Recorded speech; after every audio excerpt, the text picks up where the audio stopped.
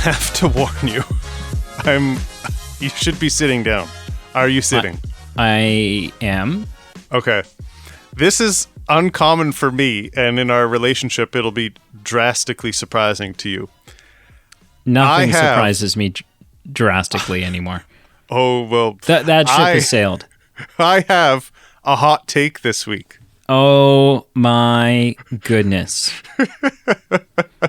My goodness gracious. I don't know what to do with this.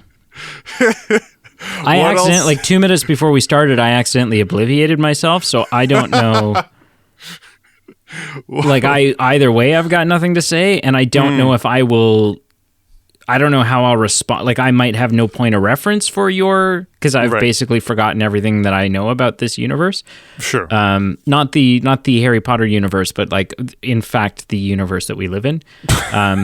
And so I might not actually be able to respond. But take me hotly. Right. What? You? Well, okay, go. That was a little weird, but I'm gonna tell you to put a pin in it because it's actually Fantastic Beasts and Crimes of Grindelwald related, so I can't really spill the beans quite yet, but we'll put a pin in it, and till we get to it in a minute or so. Okay. I was going to say, this is the Fantastic Beasts and Crimes of Grindelwald episode, right? For sure. You're like, that's like, well, that'd be like next week you saying like, I was going to bring something up, but it's about Looney Tunes. And we're doing Space Jam, so I'll wait. Wait for a more appropriate episode. Okay, cool. Well, hello and welcome. Welcome to the Movie Men podcast. Thank you. am Pete.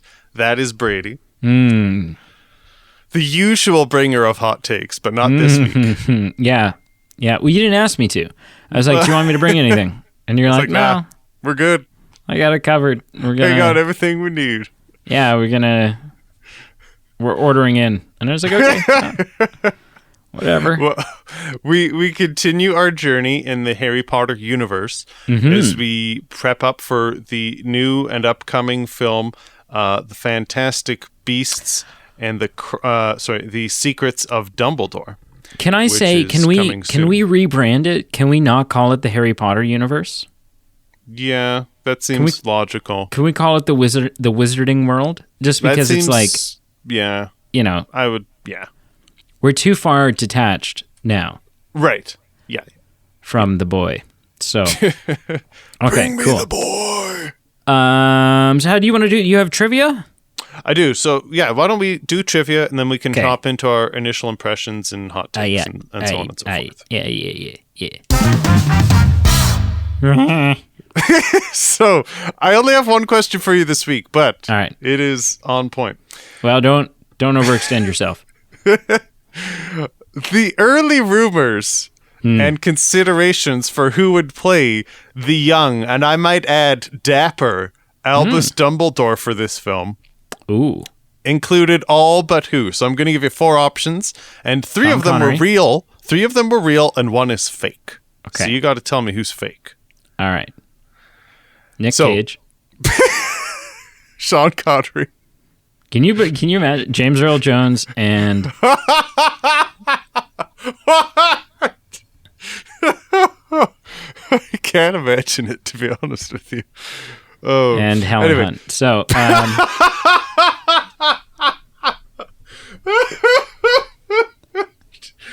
you know what? I could believe that one. Strong, independent woman. I believe anything she does. The woman's a chameleon. Yeah, she could play any role. Yeah. Okay, so early considerations for the young, dapper Albus Dumbledore. We've got Christian Bale. We've got Benedict. Hang on. Wait, say them slowly, because I want to I want to visually... Sure. Visualize them. Okay, Christian Bale, yeah. Christian Bale. Benedict Cumberbatch. Jared Harris, who... He plays in a lot of roles, but like he's Moriarty in the Robert Downey Jr. Sherlock Holmes. Jared Harris. Yeah, you'll recognize him if you Google. Oh, him. Yeah. Oh, yeah. He often shows up. He's never the lead in anything. No. No. He's always kind of like halfway through the movie, you're like, son of a bitch. That guy's in this. Always. It's always halfway through. Like he's never at the start of the film. I just remember the Poltergeist remake. Oh, and he replaced the short little the sidekick woman.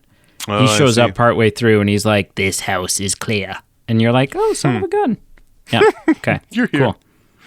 Cool. And finally, so we've got Michael Fassbender.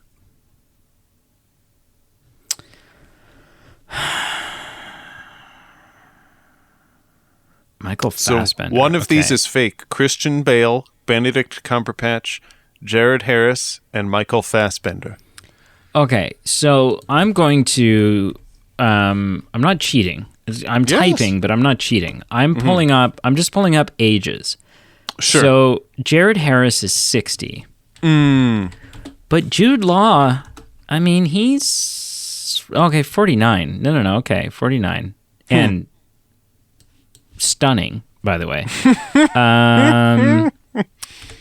Christian Bale, I already know who I think my answer is. Christian Bale's 48. And Michael Fassbender is 45. Okay, so they're all like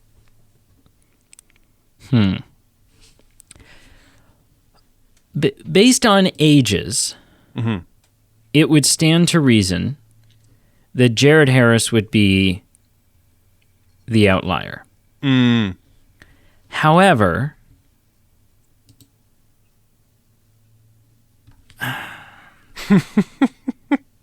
is Michael Fassbender Jared Harris? Michael Fassbender is German-born. Does he have yeah, he's got a British accent. So they're all British. Yeah. Okay. It would seem like Jared Harris would be the outlier here. And he's also the one who I think I would believe the least. Interesting. Like in the role, yeah, of course. To try to make, like, you look at Jude Law. There's a couple of times I've thought about this. You look at Jude Law in this film, in the hair and the beard and everything, and you're like, I can see how, given enough time, your character could become Michael Gambon's Dumbledore. Right. Or given twice the amount of time, you could become the Richard Harris Dumbledore. But it seems weird. Like, who thinks, who's like, I need a decoy? Jared Harris. Like, nobody, who the hell would think that? I'm guessing that you weren't sure. I'm guessing you read that name when you were doing your research, and you yourself had to go, who the hell is that? And you looked him up. It seems to me, Michael Fassbender, we also don't ever talk about Michael Fassbender. I don't know if we've ever talked about Michael Fassbender on this show. I don't think we have. So that also seems... So Christian Bale seems obvious. Really? To me, oh, okay. As the decoy, as the fake one. Okay. However... Yeah. Who am I missing? Jared Harris, Christian Bale, Michael Fassbender. Benedict Cumberbatch. Benedict. I didn't even look him up. Benedict, although he's got to be around the same age, maybe like 45. Maybe a bit younger. Yeah. I can still picture him though. He's like, it seems to me like, because we talk so much about Christian Bale, he seems obvious. But we were just talking about him last week. It's true. And so it kind of seems too obvious. Like, it seems like low-hanging fruit. And like... Right. Yeah. I think in reference to The Power of the Dog, right? Yeah. I mean, Benedict's a big deal. Yeah. these days, like with his Doctor Strange and yes, whatnot. that's true. He's in that. Yeah. Damn it. I'm going to go with Christian Bale. Okay. I think I will be disappointed if I'm correct because it's like, try harder, man. Try harder to find a decoy. Right. It's probably Richard Harris. It's probably... Yeah, they wanted to bring Richard Harris back, but it didn't pan out. It's probably Jared Harris. Right. But I'm going to go with Christian Bale just because I don't like the guy and because I wouldn't want to see him as... Right. Dumbledore. As he's got the wrong accent, you know? Right. Like his English accent is very... His accent like, comes across as like 100 points for Slytherin. Well, no, not even... but like when he's talking, like in the... What is the... Is it the Illusionist? Or no, what is... Yeah. The Prestige. The Prestige, right? He's got like like a Cockney... like a strong, like, slow down, what the hell are you saying? Right. Kind of thing, and that doesn't. But I mean, he's an actor. He does like American accents and stuff. But I'm going to go with Christian Bale. I hope I'm sure. right. Cool.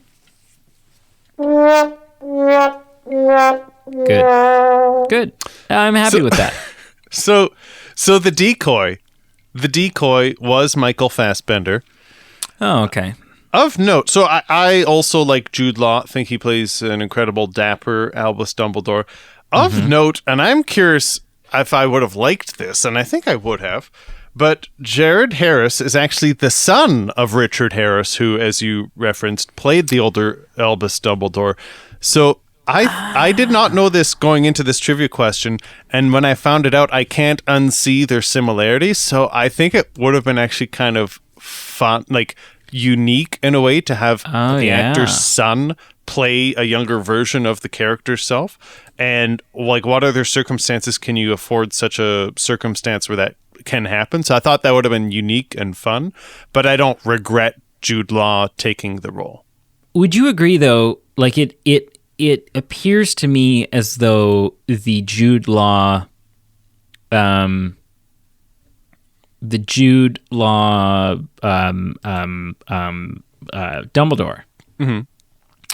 seems to be more to me, and understandably so, modeled after the Michael Gambon one.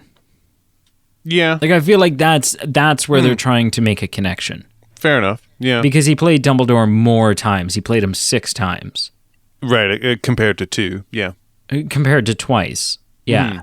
Yeah, that's fair. So, but that still would have been like it would have paid a cute little, yeah. No, I would have liked that. That would have been good. Yeah. And I too like Jude Law in this. Have you seen can't remember. We haven't talked about this film in a long time, but have you seen the movie Artificial Intelligence? No. Okay. He's in that as a character. It's a Haley Joel Osment movie back when Haley Joel Osment was young and cute. Now he looks the exact same, except he's like 35, and he's like, you're like, oh. Like imagine if Macaulay Culkin was now 35 or almost Googling a picture. Yeah. He just doesn't look the same with like grown out hair and a beard. Yeah. And like but he's got like his face just didn't, do you know what I mean? Like it's almost like if Macaulay Culkin was now 35 but he still looked like his face hadn't changed since Home Alone. Right. And you're like, something's weird about you. Anyways, he's Jude Law's in that movie as a guy named Gigolo Joe.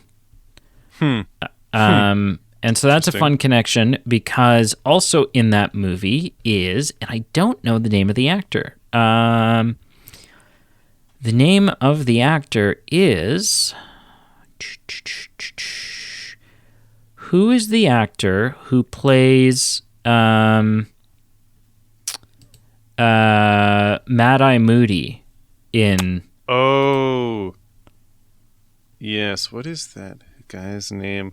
I can't Brendan Gleeson of the Gleeson clan. Brendan Gleeson, yeah. So he's also in artificial intelligence. So is William Hurt. So is Robin Williams. It is like, I recommend it. It's a Steven Spielberg movie. Yeah, so there's a lot of things that I should be interested in. It's a big deal. Okay, so initial impressions. I'm going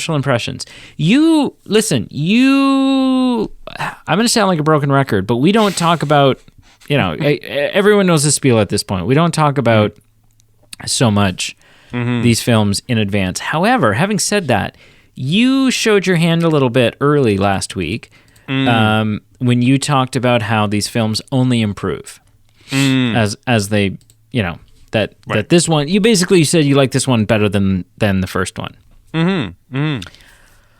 I had not seen this movie. Ever? No. See, well, what happened was, it came out, do I have a release date here? I think it's 2018. Yeah, but I'm wondering, what time? December. Was it? Yeah. Okay. So, I don't know what, I had been, working all day, and, we put the movie on, and I think I saw 10 minutes of it. And then I fell asleep through it the first time years ago, a couple years back. Sure. Probably the year it came out. Right. And I just fell asleep through it. I didn't see it in the theater. And the reason I didn't see it in the theater, I think, was I was like, I'd seen the first one and I was like, yeah, the first one was good. I don't even know that I saw the first one in the theater.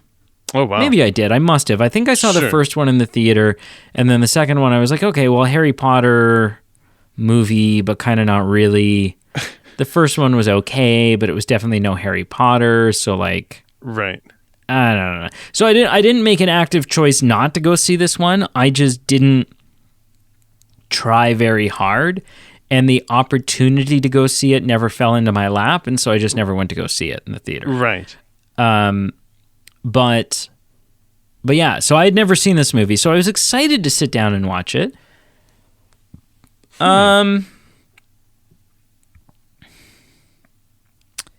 think this is going to sound strange. So I think that the second act of this film, I think the first act of this film is worse than the entire first film. Oh, wow. I'm just like, I don't, Yeah. Convoluted, too much happening. The second act, I think, is on par with the first film. Okay. And I think the third act surpasses the first film mostly and makes me excited for where we're going next. Interesting. Yeah. Okay. So that's sort of my at a glance how I feel about it. Okay. Well, I'd obviously say that I prefer the second film more than the first film.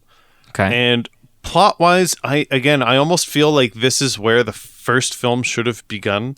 Like, the first film felt like just complete and utter filler and fluff till like the last 20 minutes. I feel like film 2 is really where the whole story should begin. Right.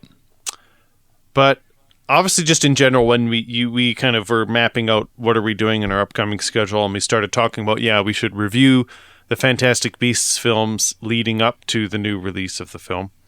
I obviously, who wouldn't be excited with a film called The Secrets of Dumbledore? Right. I was completely stoked. Mm-hmm. And I had only seen... How could you not be? How could you not be? But I've only seen the second film once. I saw it in theaters.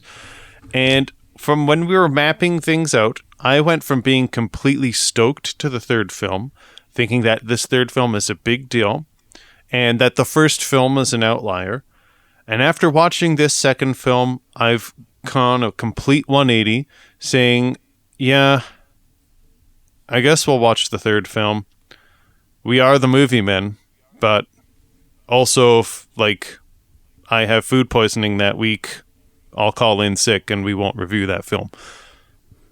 Not right. I remembered this film being more spectacular than it was, and we'll get into it. And I obviously didn't hate it. Obviously liked it more than the first film, but it's not leaving me pumped on where the series is going as a whole, and where we'll be watching the next installment in a couple weeks. Interesting. Yeah, I'm not as excited. Because that's like the opposite of me. It's completely the opposite. Yeah. Okay. Yeah. Now I'm interested in talking to you about this movie. Okay, cool.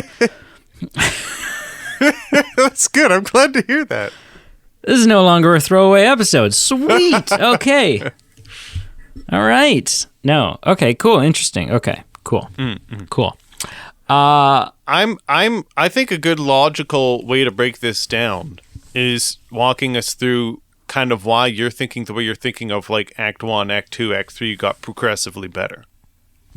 Yeah, I can do that. I also, like, I just want to say, like, some things that I'm, like, I want to make some comments sort of about the series as a whole now through the lens of the second film. I have a lot of confusion. I don't know what these movies are about anymore. Right? So, like, the first one was about, but I mean, kind of was, but wasn't. So the first one, you know, it starts off, and the impression that you get is the first one is a movie about Newt Scamander, who is the author of Fantastic Beasts and Where to Find Them, which, if you've read the books, is a book title that you're familiar with because it's on Harry's first year reading list. And, you know, so it's cool. You should know. Yeah. And he loves Fantastic Beasts, and that sort of plays a big role in the film. And then there's this antagonist who, it's hard to kind of pin the antagonist in the first one because it turns out we don't actually know who the true antagonist is kind of right up until the end, when the antagonist is Gellert Grindelwald. But we've got this kid named Credence, and we don't really know a lot about Credence's background, but we don't really care. Like, that's never really a mention in the first, like, we don't care, right? He's got this obscurial, which is this big crazy thing that we'd never heard of before, and we're very curious about what it is and how it works, and it seems really, really scary and really, really bad. But undoubtedly, the focus of the first movie, Fantastic Beasts and Where to Find Them, is about Newt Scamander. Why the hell is the name of this second film should simply be The Crimes of Grindelwald? Why is it called Fantastic Beasts? Yes, there's Fantastic Beasts in it, but it feels like they're kind of like shoehorned in because that's the series and you've got Newt. This second movie is about Grindelwald, kind of, but it's sort of mostly about Credence, and like and I'm walking away from it. I walked away from this film going, oh, okay, so actually, like I kind of walked away from it going, I don't know entirely who or what this franchise is about.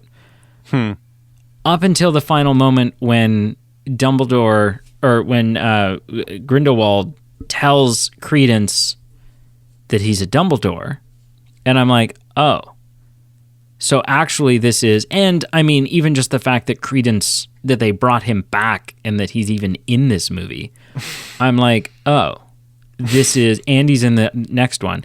I'm like, oh, okay, this franchise is actually the franchise of Credence, right? And who he is and his story, and blah blah blah. Which I'm making a prediction right now. I think Grindelwald's full of shit. I don't think he's a Dumbledore. Do you? I mean, or do you think that's the manipulative ways of a Sith? Yeah. I mean, it would be within his track record, that is Grindelwald, just throughout that film, he was throwing some sneaky manipulative threads through here and there. To be honest, I haven't given it much thought. I guess I just took it for face value that it was true, just kind of as a cliffhanger at the end. But I would find it a bit of a cheap parlor trick if they were just like in this third installment being like, just kidding, we were lying to you, and it was a fake cliffhanger. So sure. Well, they wouldn't be able to do it right away. Like they couldn't go Star Wars style where Luke throws the lightsaber and we throw our popcorn and we're like, what the F? Right. No, they would have to play it out, and Credence would have to commit some horrible crimes. Under the false pretense that he is the estranged brother, I guess, of Albus and Percival, or not Albus and oh crap, what's Dumbledore's other brother's name? Oh, you're asking the wrong dude. Let me just look up Dumbledore's brother is Aberforth. Right. Dumbledore. Yeah. Okay, so... But that's a good point. I think I hadn't noticed that, because the next film is strictly just the secrets of Dumbledore. So they've dropped the Fantastic Beasts. No, they haven't. No. Oh, no? No, it's Fantastic Beasts, the secrets of Dumbledore. I see. Yeah, it's the Fantastic Beasts franchise. And it's like, well... Right. There were some pretty magical effing creatures in the Harry Potter movies. Right. Right? Like, it just doesn't feel like the focus of it. Sure. Yeah. I don't know. Yeah, I'm with you.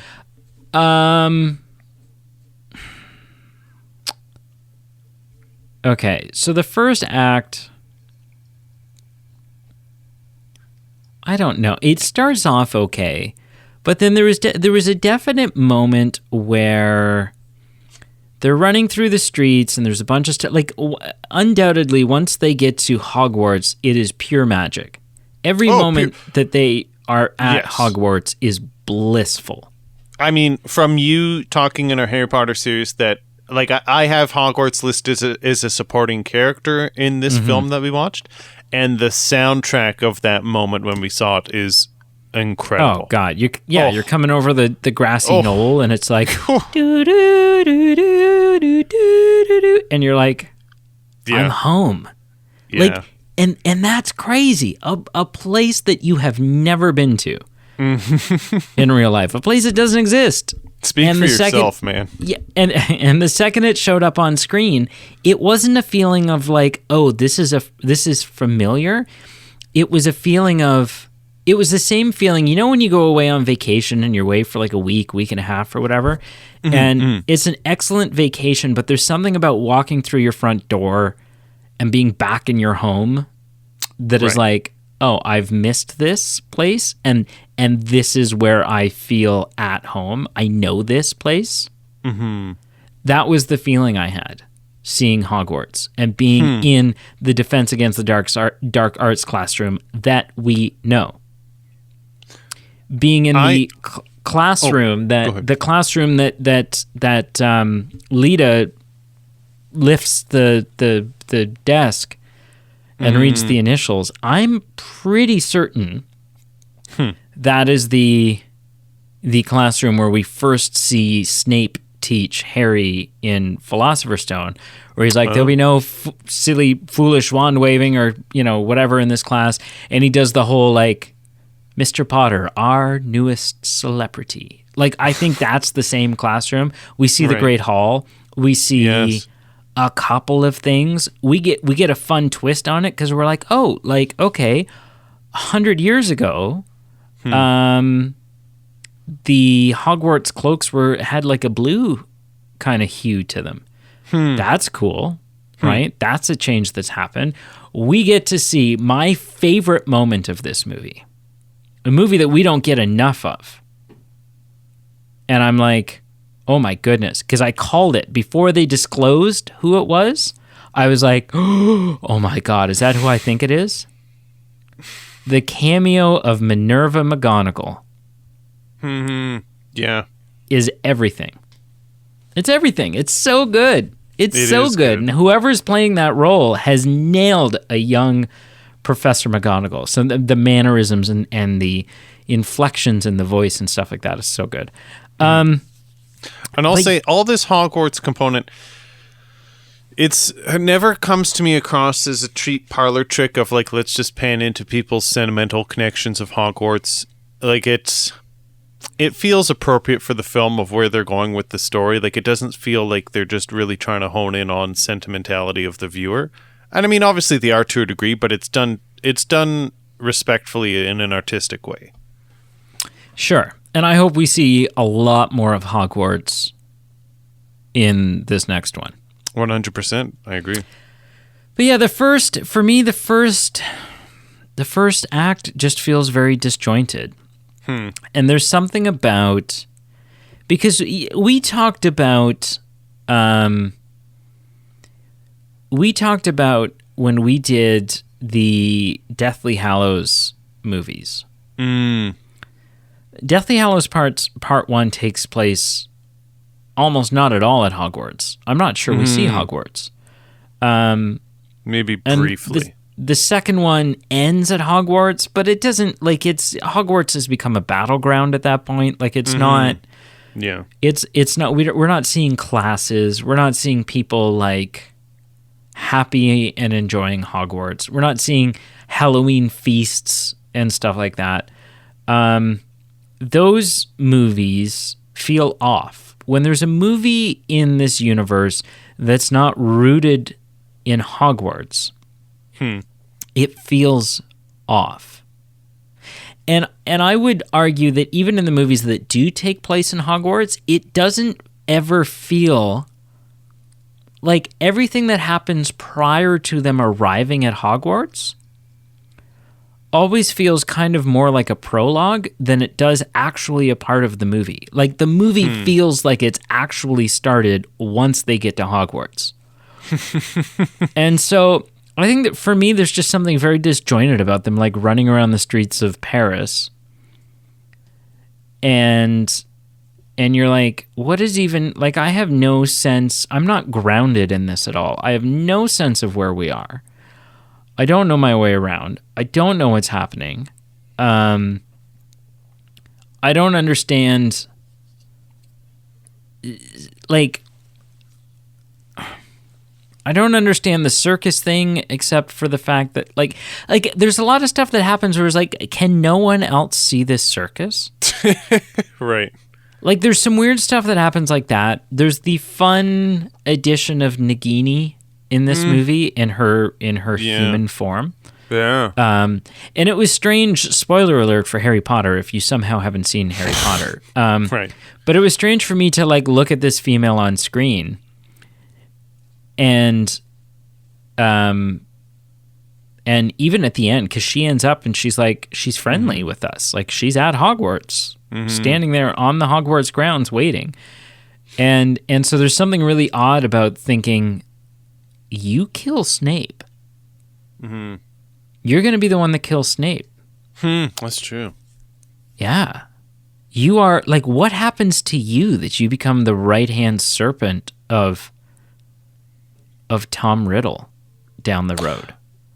When I was reading my trivia, like, she is under, or will be under, the curse. Oh, what's the curse called? So Cruciatus. Yeah. No, so, the. Does it start with an M? Cruciatus is the torture one, I think. Yeah. Unforgivable curses. I'll look it up. My point of that, while you look it up, is that, like, it's wild that is her that does that, but it's not so much that she consciously is like, maybe, you know, I'm willingly following Voldemort. It's more maybe she's forced into it magically. The Imperious Curse. Maybe that's it, yeah. Yeah. The Cruciatus Curse, which causes unbearable pain. The Imperious Curse, which allows the user to control the actions of the victim. Yeah. And the Killing Curse. Right. Which causes instant death. Which we see used on a small boy. A very small boy. Like an ankle-biting boy. Dang. In this movie. second act is a bit better. It's like, second act, I would say, starts kind of like once they get to Hogwarts. And you're like, okay, there's like some action now. I kind of have a sense of like what we're doing, and we're hiding from Theseus, and I kind of get where we're going. The final act is I think the strongest, but also, like, even having said that, you don't realize until halfway through the climax of this film that it's the climax of this film. Ooh. Like that meeting that's happening where Grindelwald is like recruiting his followers. Right. That's the climax. That is the beginning of the climax of this film.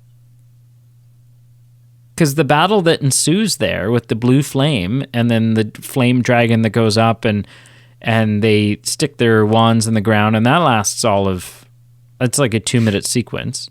That is the climax of this movie. And so that's actually kind of true.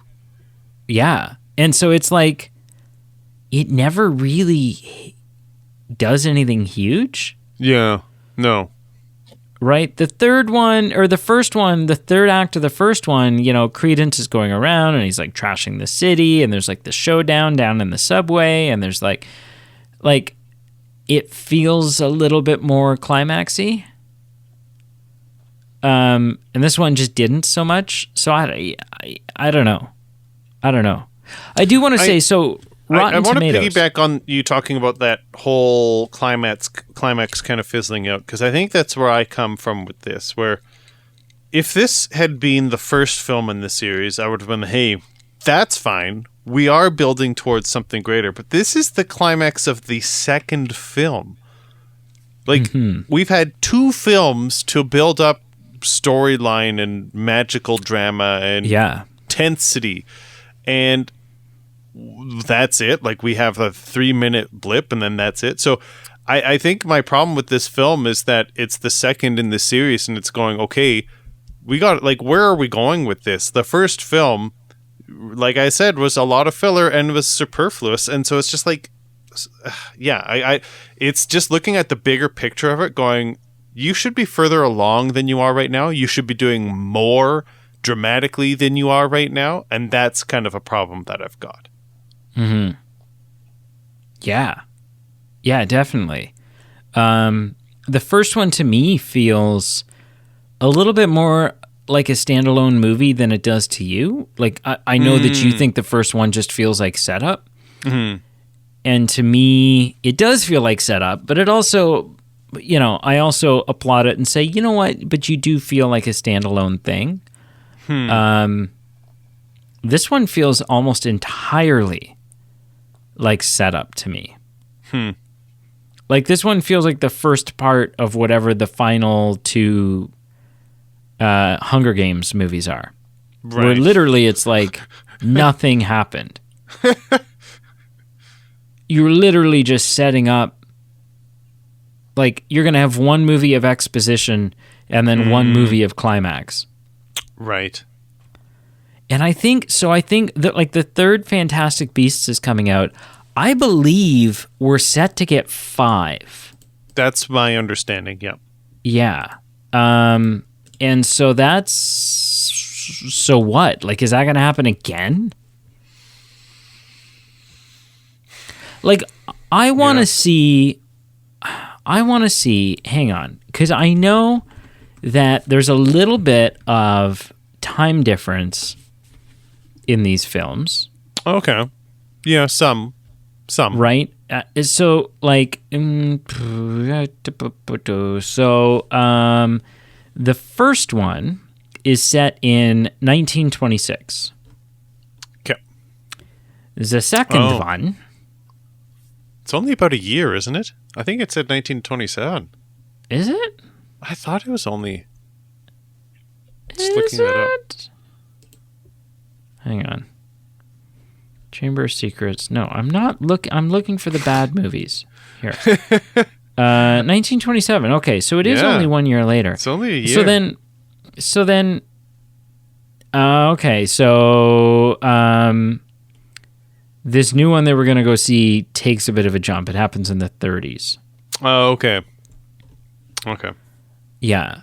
What I want to know is Wizarding World timeline. Because I want to know. So, Hogwarts. So, will you indulge me here? Of course. So, Hogwarts was founded in the year 1000. That's really old. That is really old. That's a lot older. That's older than I thought. It's 1,000 years old. Okay. The creation of the Deathly Hallows is in the year 1200s. The Old Wizarding World is from 1300 to 1900. I don't know what that means. Not much is known about the pretty ancient times of the Wizarding World leading up to the 20s. There's much at odds. Muggles feared wizards. So I think that's like when there's like Salem witch hunts and stuff like that. Like I think it's like up until the 1900s, people acknowledge the existence of witches and wizards, of magic, and then things stop. What I'm curious about, okay, so the rise of Grindelwald is from 1920 to 1945, as was previously laid out by J.K. Rowling. So his defeat, because we know he gets defeated because he's not in the Harry Potter films. We don't hear any mention of him, right? So that's not a spoiler. We know he'll be defeated somehow, and it's going to happen in 1945. It looks like, and Harry's parents are killed in 1980, which is weird. I wouldn't have guessed that, but I guess so. Because Harry Potter takes place in the earlier 90s, technically, according to the... Yeah. Yeah, like Voldemort's return is from 95 to 98. Back in 95. Right? So it's like early 2000s when we see caterpillar-faced Harry at platform 9 3/4 dropping off. So what year... Bear with me. This will make sense. Okay. What year does Dumbledore meet Tom Riddle? You know, like the meeting that happens in the orphanage? Oh, yeah. Ooh, okay. So this excites me, and it also frustrates me. Please, go on. So we've talked about how Jude Law and Michael Gambon, like there's a lot of rough aging that happens there. He suffers of the Ewan McGregor, Alec Guinness conundrum. Right. Which I think I've figured out. There's just no aloe vera on Tatooine and there's two suns. So that's like, sure. You know, it's rough. Actually, someone was talking, and I don't think I told you about this, and I think this is genius.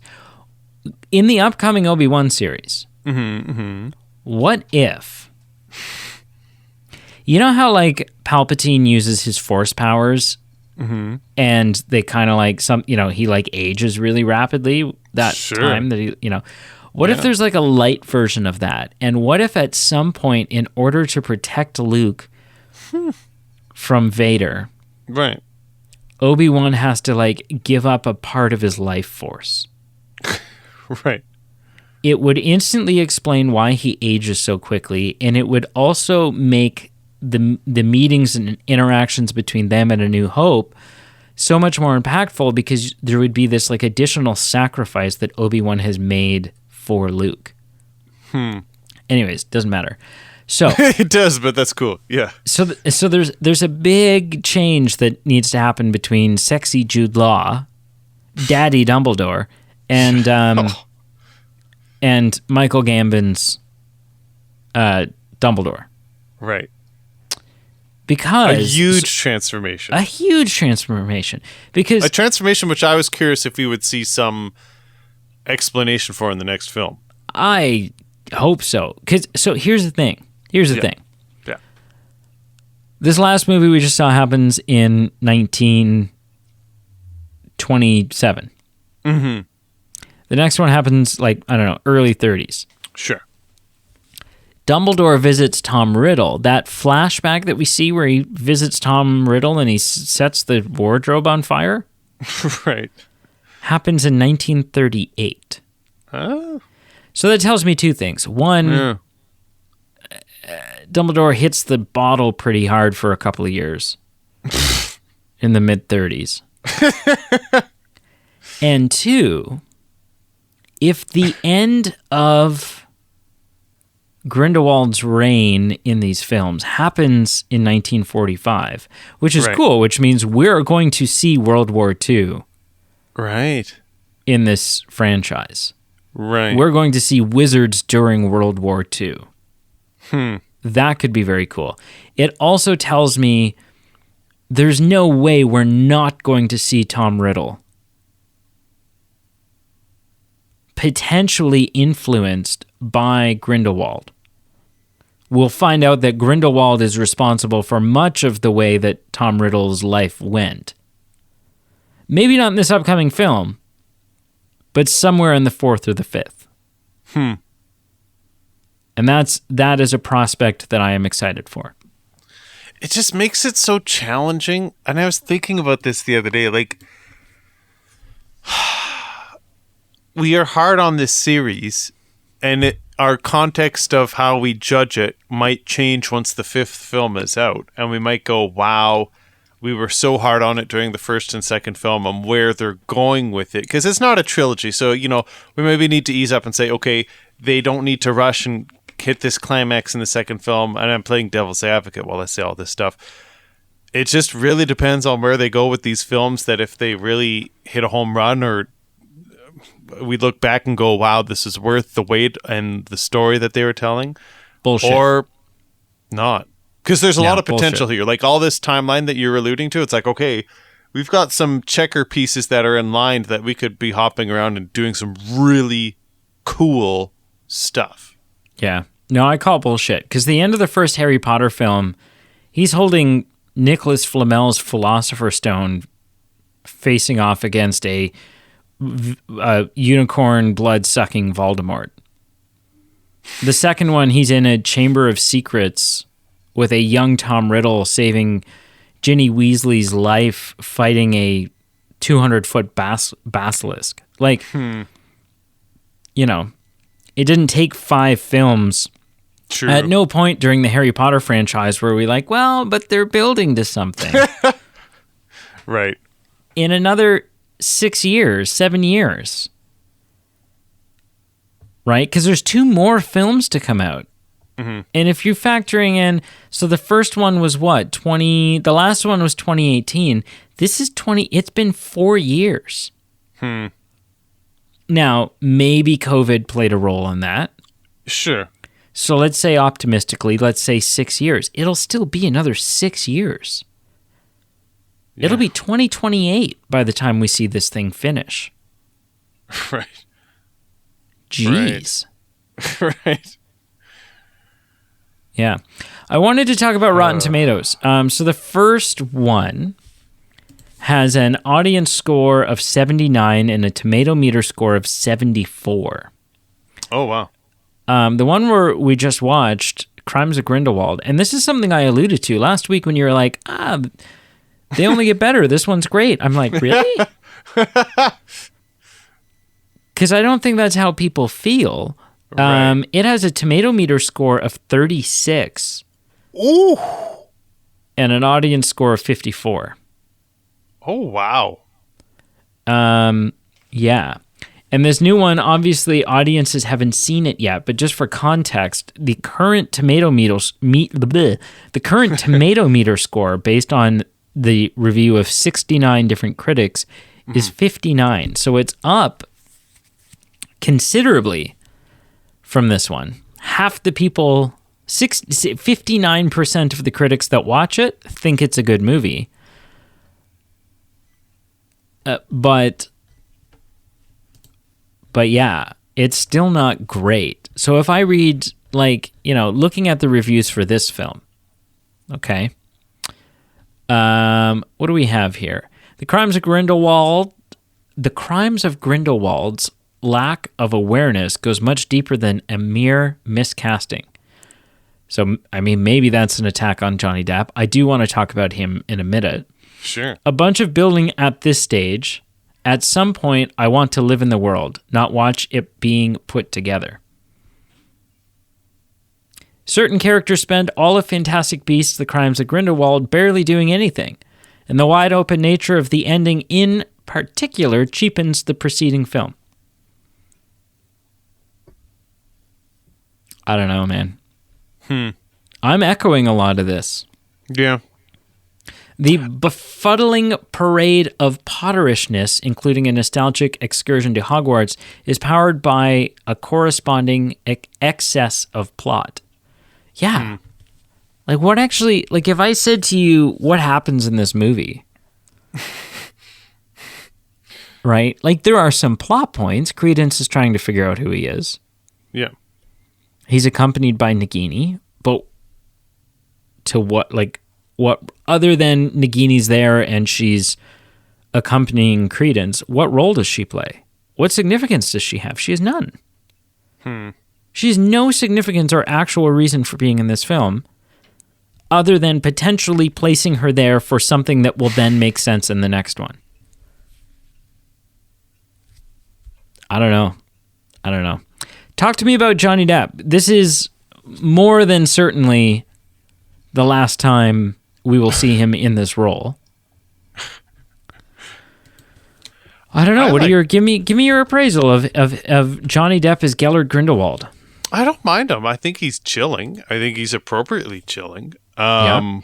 I think it's another feather in the cap for Johnny Depp. I don't think anyone could ever say he's a one-trick pony. No? Just for the diverse roles he's played, and I literally have zero problem with him. I don't have any problem really with much of the casting in this film. I like Jude Law. I like Johnny Depp. I don't have much else to say other than Johnny Depp is a good fit for a chilling, thirsty, power-hungry monster. I thoroughly enjoy him, and I think that I thoroughly enjoy him. And I am a Mads Mikkelsen believer. Right? He has more than proved himself to us as a worthy actor. Right. But I am a little butthurt about this recasting.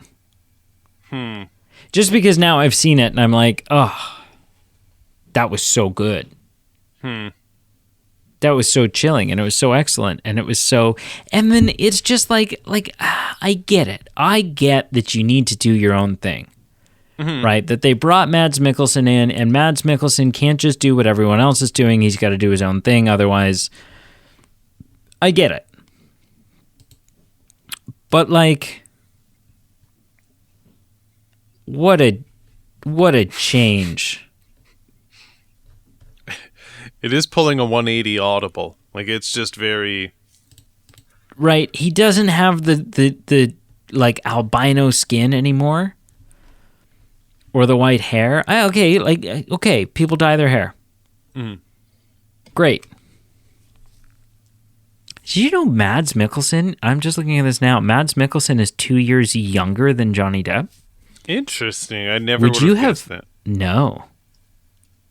Weird. He doesn't have that albino skin anymore.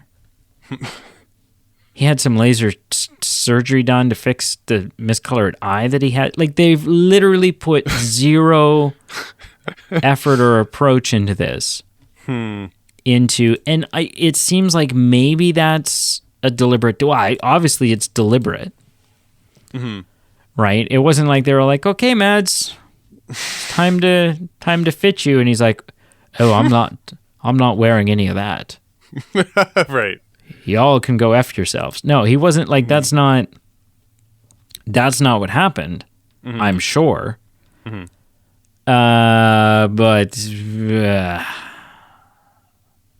I don't know. I don't like it. I'm worried. I'm trying to get myself to a place where I am neutral about it, because I know that if I'm not, it severely has the potential to it has the potential for me to watch this third movie and have my experience tainted by the fact that I'm unhappy that it's not Johnny Depp. So there's that. Yeah. I want to go back on one thing I said about the casting. Like, take it back? You want to change your mind? Well, like, not on Johnny Depp, just in general. Because I made a statement that I was fine with all the casting. I had trouble this week, and I usually don't have a huge issue with this, but I had trouble separating the person with the character. So when we had, is it Ezra Miller? I think this is the first time I've seen him in a film since I've remembered like all of his recent public it just happened like 2 weeks ago. Nightmares. Yeah. And so I didn't really like his character of Credence to begin with. From the get-go, I was like, I'm not feeling this. But then also just with the recent news, I really had trouble just separating my enjoyment of the character and what he's done in real life. And I'm not saying I need to... Yeah, it's kind of a weird thing. I guess I didn't really like the character to begin with, so it's not like it's just fallen off the map for me, but there was just a lack of enjoyment for me seeing him on screen, I guess. Right. So two things I think that are important to point out. One is Warner Brothers, who is responsible for this movie. They're also responsible for the upcoming Flash movie. Oh, yeah. It might be too, like, it's they might just let the Flash play out, but it sounds like there are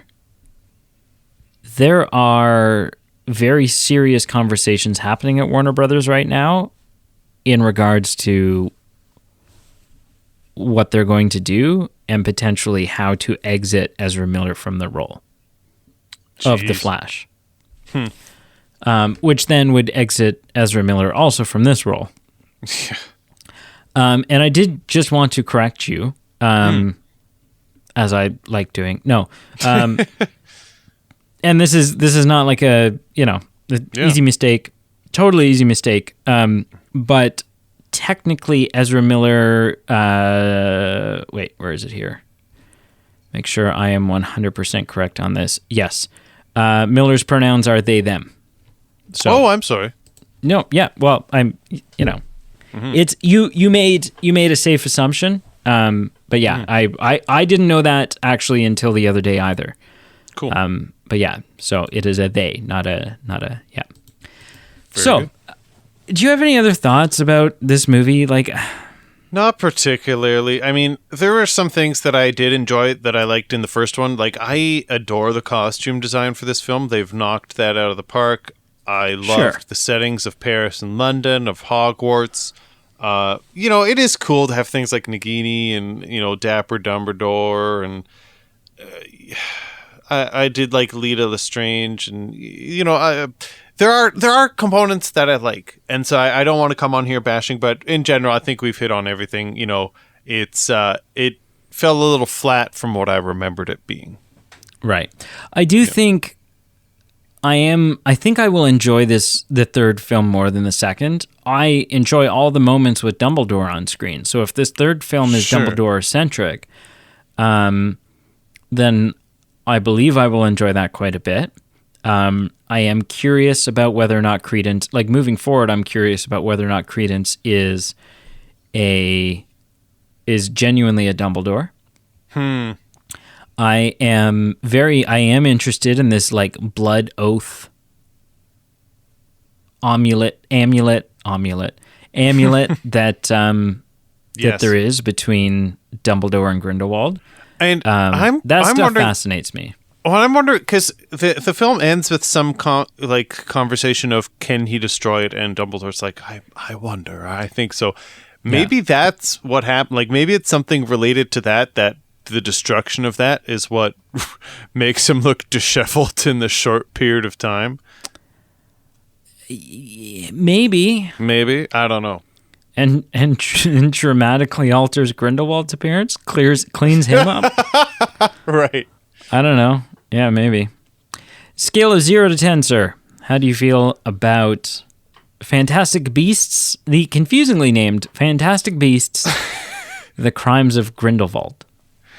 You know, I gave it right down the middle. I gave it a 5 out of 10. There were things that I liked, but they were equal in proportion to the things that I disliked. So it's right down the middle. As far as how much effort, I don't need to see it in theaters. Don't need to pay premium access.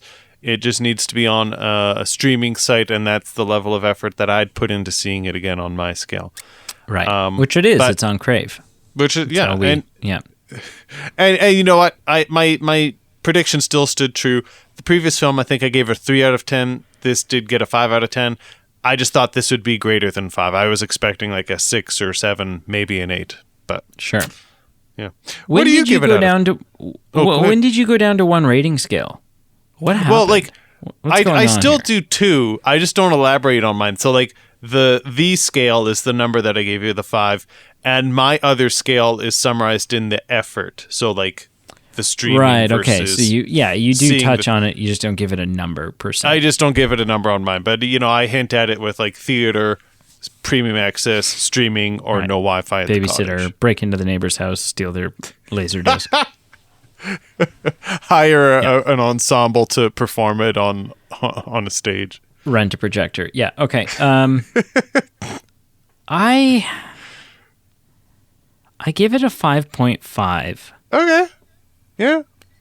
And it's like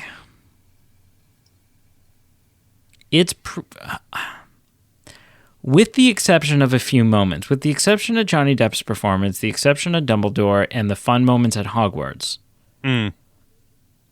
all of which are pretty limited in the film, it's just pretty meh. It's just pretty meh. Yeah. Take it or leave it. I have no problem watching it. But I'm also not super excited about watching it. I am very excited for the next one. Yeah, okay. And maybe I'm a sucker taking the bait. Right. That is very possible. I think that is very, very possible. Yeah. But I am taking that bait, and I am excited for the third one. But yeah, this one, I think I maybe enjoy the first one more. Okay. Wow. Yeah. I think I enjoy the first one quite a bit more. Just as its own like standalone thing. Like this one does not stand on its own. No. It lacks a climax. It just feels like it's constantly trying to set things up, build a world, leave me with cliffhangers, present me with questions that I'm going to want answered, but doesn't actually do anything. So, yeah. So, I have a couple things to tell you about. It's the new segment we're doing. If you missed last week, hello and welcome to this week. From now on, between ranking a film and talking about what we watched this week, I quickly run down 4 or 5 ticket items in the last week in the world of movie news, things that I'm aware of, things that are knowledgeable to me in sort of my approach to being up to date on movie news, things that Pete has probably never heard of, doesn't know anything about, and so this is my way of bringing both Pete and you, the listener, up to speed. So, number 1, the Obi-Wan series has been delayed. Yeah, but only by a short bit, is that correct? Like 3 days. Yeah, 3 okay. days. And as a result, it's going to launch with 2 episodes instead of 1 episode. Right.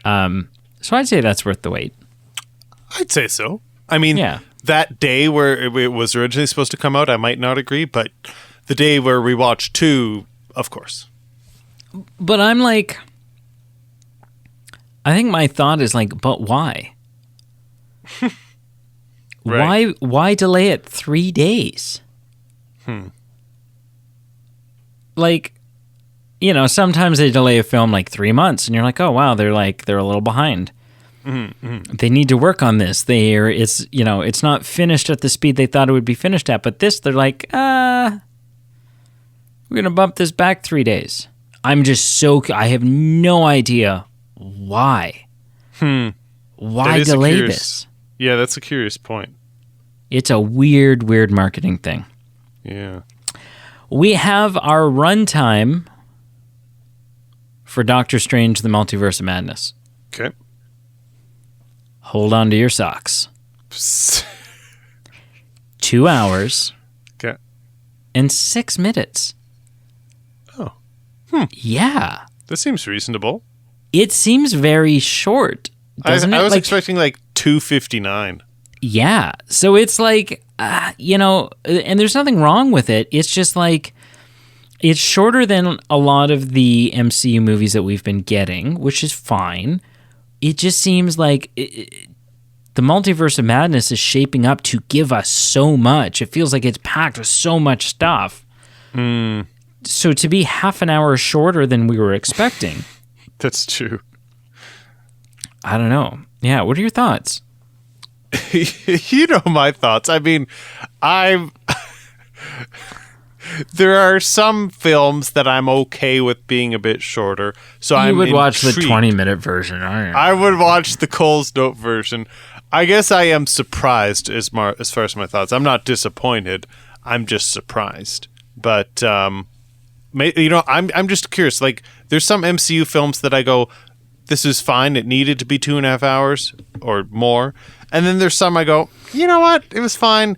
I think there was a couple little fluff scenes we could have done without, and we could have gotten the car sooner. So I'm curious. I'm anticipating that I'll just think that this is a perfect length of a film, but maybe I will be disappointed. Maybe I'll think it's a bit rushed or brief.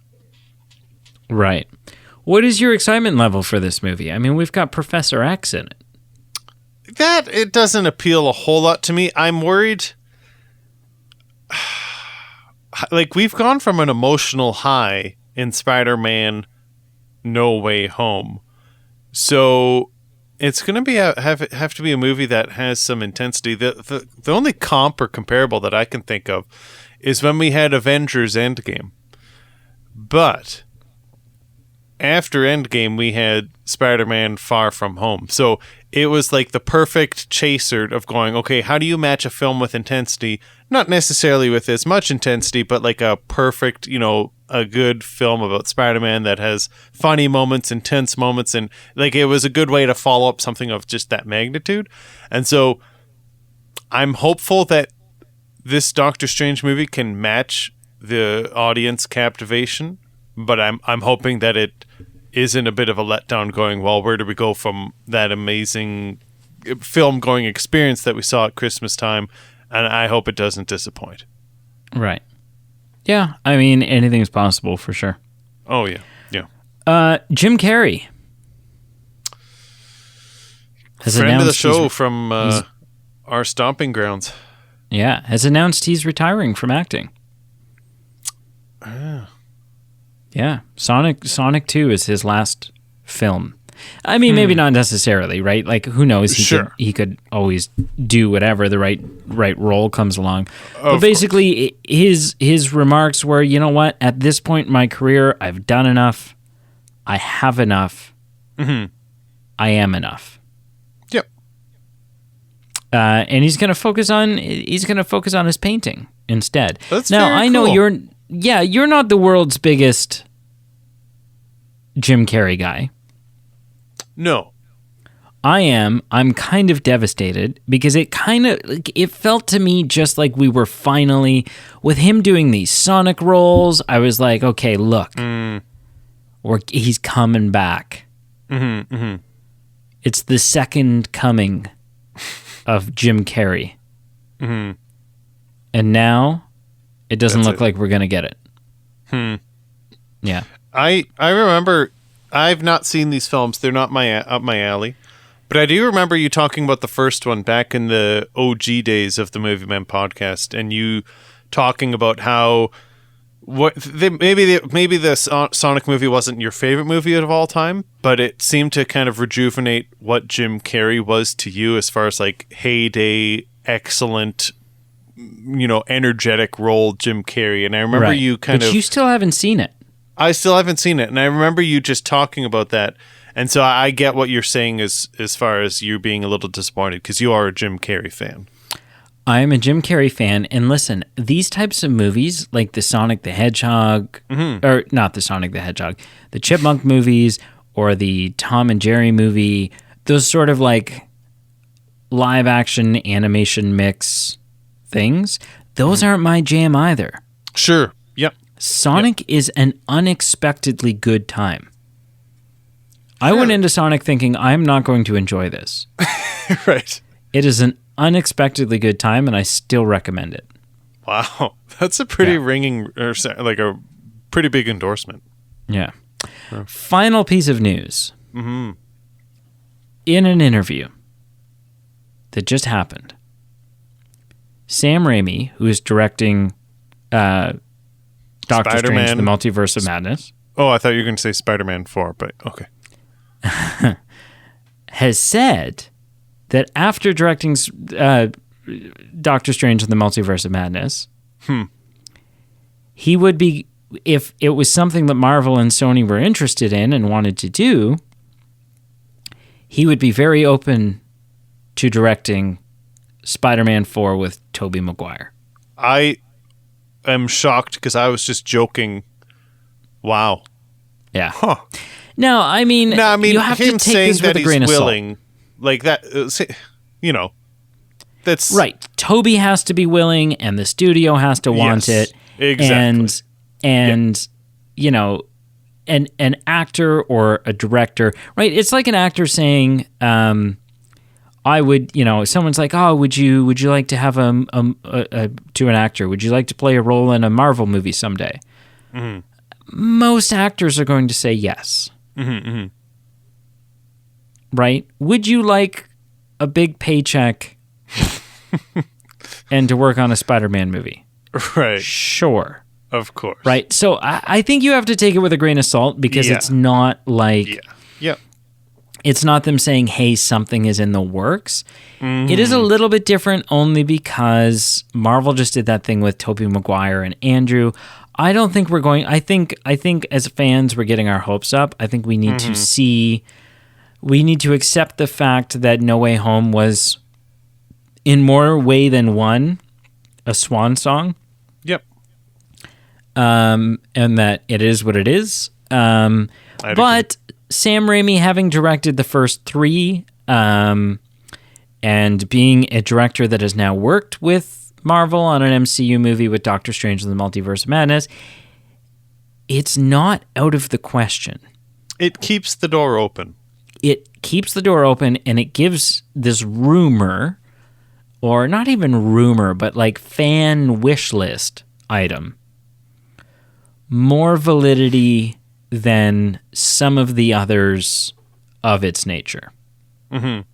Is all I'll say. Right. Yeah. But I know you'd be like first in line, opening day, pre-ordered tickets, see it twice, Spider-Man 4 with Tobey Maguire. I've been getting legal on the phone to change our name to the Tobey Maguire Spider-Man Movie Men podcast. So do you know, because they were, when they were in production of the fourth, before it got canceled, do you know anything about that movie? Not a whole lot, no. So Vulture, who is the character that Michael Keaton played for Tom Holland, was set to be the villain.